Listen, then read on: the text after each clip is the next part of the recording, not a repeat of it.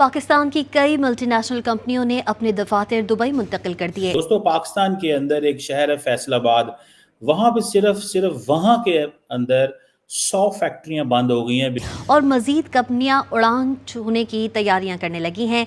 Dubai chamber of commerce की हाल ही में जारी होने वाली एक रिपोर्ट के बाद पाकिस्तान बिजनेस काउंसिल ने खतरे की घंटी बजा दी है। मजीद इंडिया के अंदर मैं देख रहा था कि जो फॉक्सकॉन के जो हेड हैं वो इंडिया आए हुए थे और वो बता रहे थे कि उन्होंने $1.4 बिलियन की इन्वेस्टमेंट भी की है जब से वो इंडिया में आई है। और तकरीबन उनका बिजनेस जो है वो $10 बिलियन यूएस $10 बिलियन तक जो है वो ग्रो कर चुका है। बहुत से ई कॉमर्स के फोरम्स जो हैं वो मुल्क छोड़कर जा रहे हैं। इस सुस्त रवि की वजह से 23 लाख अफराद की जो आमदनी है ये भी बहुत मुतासिर हो रही है। बिकॉज हुकूमत इतनी महंगी बिजली दे रही है, इतनी महंगी गैस है, जो कॉस्ट है इतनी ज़्यादा है कि अवाम जो है या जो बिजनेसमैन है वो अफोर्ड नहीं कर सकते मैन्युफैक्चरिंग करना। जब कि इंटरनेट स्पीड के इशू की वजह से सबसे मशहूर फ्रीलांसिंग वेबसाइट फाइवर ने बहुत से पाकिस्तानी फ्रीलांसर्स का स्टेटस ही अब इनएक्टिव कर दिया है। अगर पाकिस्तान का जो टेक्सटाइल मिल का जो हब है वो बंद हो रहा है तो इस वक्त 40% जो कॉस्ट है वो कम हो गई है। सितारा जो टेक्सटाइल है वो कहते हैं कि हमने अपने 900 एम्प्लॉयज को फारिग कर दिया। वो कहते हैं ना कि जाने ना जाने गुल ही ना जाने बाग तो सारा जाने है। अब ये और बात है कि गुल साहब क्यों जानना ही नहीं चाहते कि हो क्या रहा है। और वो एक ही चीज कह रहे हैं कि हम भारत को जो है वो मैन्युफैक्चरिंग हब बनाने जा रहे हैं। और जो ल्यू है इनको भारत ने पद्मा भूषण अवार्ड भी दिया है, जो कि कहा जाता है कि 3rd हाईएस्ट सिविल अवार्ड है।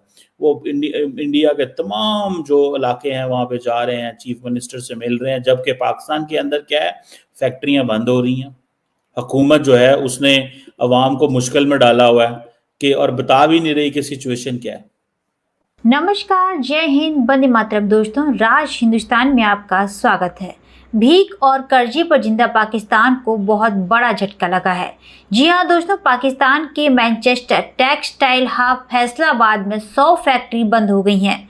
वहीं कई मल्टीनेशनल कंपनी पाकिस्तान छोड़कर दुबई में शिफ्ट हो गई हैं, जिससे कई युवाओं को नौकरियों से हाथ धोना पड़ा है। भीख और कर्जे पर जिंदा पाकिस्तान की इस खबर के बाद चीखें निकल रही हैं।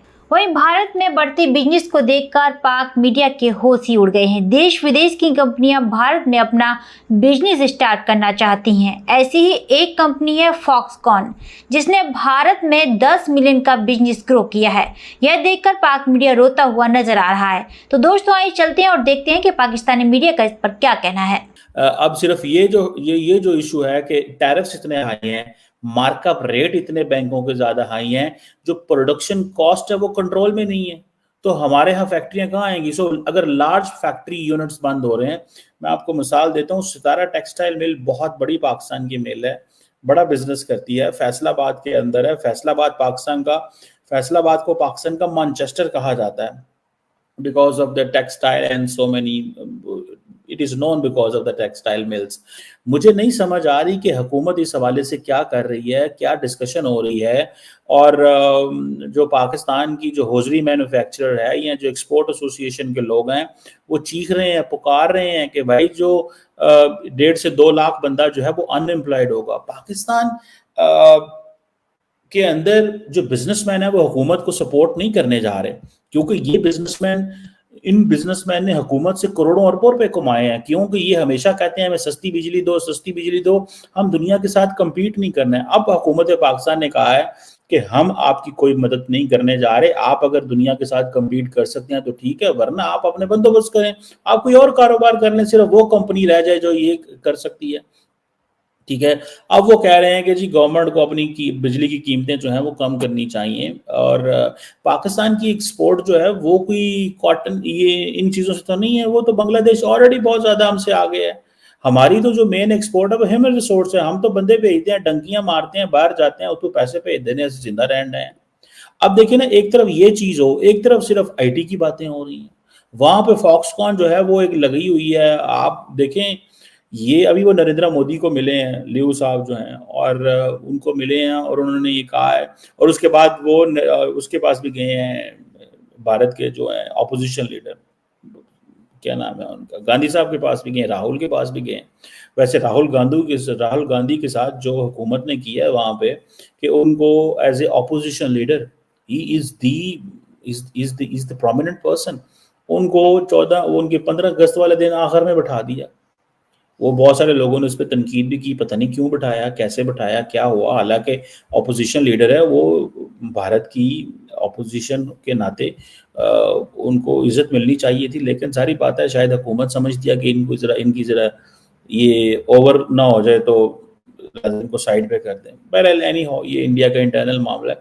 लेकिन द पॉइंट इज़ कि वो जाके राहुल गांधी से भी मिले हैं, वो मोदी साहब से भी मिले हैं। वो कह रहे हैं जी तमिलनाडु, कर्नाटका, तेलंगाना में हम जो है वो इन्वेस्टमेंट करने जा रहे हैं, और वो हर जगह पे जाके ठीक है कर। फिर उन्होंने वुमेन के रेजिडेंशियल कॉम्प्लेक्स बनाए हुए हैं ताकि ख़वातीन को वो किया जाए, क्योंकि इंडिया में हमने देखा है कि ये जो इशू आया है वहाँ पे ख़वातीन के साथ, बल्कि मैं देख रहा था कि एक इशू वहाँ पे रेप वाला भी आया है। ठीक है जी, इंडिया के जो डॉक्टर्स हैं वो भी सड़कों पे निकले हुए हैं। सो ये जो फॉक्सकॉन काम कर रहा है कि वहाँ पे ज़्यादा से ज़्यादा जो है वुमेन रेजिडेंशियल कॉम्प्लेक्स बनाए जाएं, उसकी मल्टीपल रीजंस हैं। एक तो ख़वातीन दूर दराज से आती हैं तो वो वहीं पे रहेंगी, ज़्यादा अच्छे से काम कर पाएंगी, एफिशिएंट रहेंगी।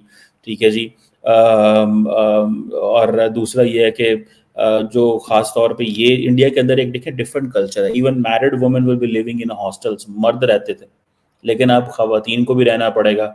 उनके बच्चों के लिए सारी बात है वो डे केयर सेंटर्स बना रहे हैं। और ये जो चीज़ें हैं ये बड़ी बात है। अब ये ताइवान की जो इलेक्ट्रॉनिक जो मैन्युफैक्चरिंग कंपनी है, इसके पीछे अमेरिकन भी हैं, और ये बड़ा इन्वेस्टमेंट कर रही है बड़े पैमाने पे। ये एक मैं समझता हूँ कि 50,000 के करीब एम्प्लॉयज हैं। सो इंडिया के अंदर बिलियंस ऑफ डॉलर्स आ रहे हैं in terms of investments. Unicorns आ रही हैं, तड़ यूनिकॉर्न्स आ रही हैं। एक कंपनी है जी ब्लैकस्टोन, वो कहती है जी हम $2 बिलियन जो है वो इन्वेस्टमेंट करने जा रहे हैं भारत के अंदर। ये एक यूएन इन्वेस्टमेंट फॉर्म है। वो एक और अमेरिकन भी इन्वेस्टमेंट की बातें कर रहे हैं जी। हमारे यहाँ को बंदा आ ही नहीं रहा। इंडिया के मेरा ख्याल है कि पिछले साल ये जो फॉरेन डायरेक्ट इन्वेस्टमेंट का फ्लो 2023-24 का वो कोई $72 बिलियन का, $72 बिलियन। एक महीने के अंदर 5-6 अरब डॉलर आ रहे हैं इंडिया के अंदर। एक महीने के अंदर एक महीने के अंदर 5-6 अरब डॉलर आ रहे हैं। 75 बिलियन डॉलर सालाना इनफ्लो है। तो वो उन कंपनियों को ये चैलेंज तो नहीं है कि अगर हमने यहाँ पे इन्वेस्टमेंट किया तो यहाँ से लेके क्या जाना है। बाहर से जो कंपनियां पाकिस्तान में आती हैं, जो इन्वेस्टमेंट करती हैं, वो कहती हैं ठीक है। मुझे ये समझ नहीं आ रही वैसे कि 250 मिलियन लोगों की जो कंज्यूमर बेस है, वो क्या हुकूमत जो है वो लोगों को नहीं कुछ दे पा रही। और ये जो बाहर से लोग आते हैं वो आके बंद करके चले गए। वो कहते हैं जी हम उतना ग्रो नहीं कर पा रहे जितना हमें शायद करना चाहिए। इंडिया को ये एडवांटेज है कि वहाँ पे लोग ग्रो कर रहे हैं, वहाँ पे लोग अपने रेवेन्यू को बाहर भी भेज सकते हैं। ठीक है जी। ये चीज़ें हैं। हमारे यहाँ पे ये मसला है बहुत ज़्यादा जो है ना, वो जिसे कहते हैं ना तेज़ी से बढ़ता जा रहा है कि हमारी फैक्ट्रियाँ बंद हो रही हैं, और फैक्ट्रियाँ इतनी तेज़ी से बंद हो रही हैं कि गवर्नमेंट के पास इसमें कोई वो नहीं है। 1.5-2 लाख बंदे का अनएम्प्लॉयड होना कोई मजाक चीज़ नहीं होती। तो दोस्तों, आपने देखा कि भारत की बढ़ती इकोनॉमिक ग्रोथ को देखकर पाकिस्तान किस तरीके से बौखलाया हुआ है। आपका इस पूरी खबर पर क्या कहना है, हमें कमेंट बॉक्स में जरूर बताएं। खबर अच्छी लगे तो लाइक और शेयर करना ना भूलें। ऐसी तमाम खबरों से जुड़े रहने के लिए आप देखते रहें राज हिंदुस्तान।